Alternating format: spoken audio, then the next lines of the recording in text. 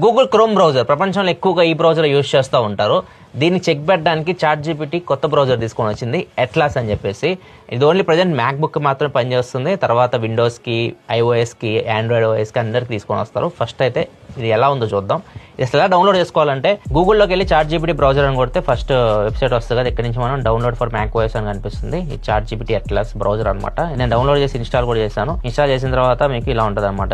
ఇది బ్రౌజర్. ఇక్కడ మీరు ఏదైనా సెర్చ్ చేయొచ్చు, చాట్ జీపీటీలో అన్ని ఎతుకుతుంది అనమాట. అండ్ ఈ బ్రౌజర్ మీరు చూడొచ్చు, మొత్తం ఇది చూడడానికి ఒక క్రోమ్ బ్రౌజర్ లాగా కనిపిస్తూ ఉంటుంది. చూడడానికి మీకు క్రోమ్ బ్రౌజర్ యూస్ చేసిన ఫీలే ఉంటుంది. ఇక్కడ అకౌంట్ లోకి వెళ్ళామనుకోండి, ఎక్స్టెన్షన్స్ కూడా ఉంటాయి. ఇక్కడ నుంచి మీరు ఎక్స్టెన్షన్స్ కూడా డౌన్లోడ్ చేసుకోవచ్చు. మేనేజ్ ఆల్ ఎక్స్టెన్షన్స్ లోకి వెళ్ళి ఇక్కడ మీరు క్రోమ్ వెబ్ ఎక్స్టెన్షన్స్ కూడా ఇక్కడ మీరు యాడ్ చేసుకోవచ్చు. సో యాజ్ ఇట్ ఈజ్ మీరు క్రోమ్ బ్రౌజర్ యూస్ చేసిన ఫీలే ఉంటుంది. ఇప్పుడు క్రోమ్ బ్రౌజర్ కి దీనికి డిఫరెన్స్ ఏంటంటే, నార్మల్ గా మనం క్రోమ్ బ్రౌజర్ లో ఏదైనా ఎతుకుతాం, నార్మల్ 3 ఫోన్స్ కనిపిస్తున్నాయి మీకు, GT8 Pro, iQOO 15, OnePlus 15. So వీటిలో ఏది బెస్ట్ అని చెప్పేసి నాకు తెలియాలి, నేను చాట్ జీపీటీని అడగాలి.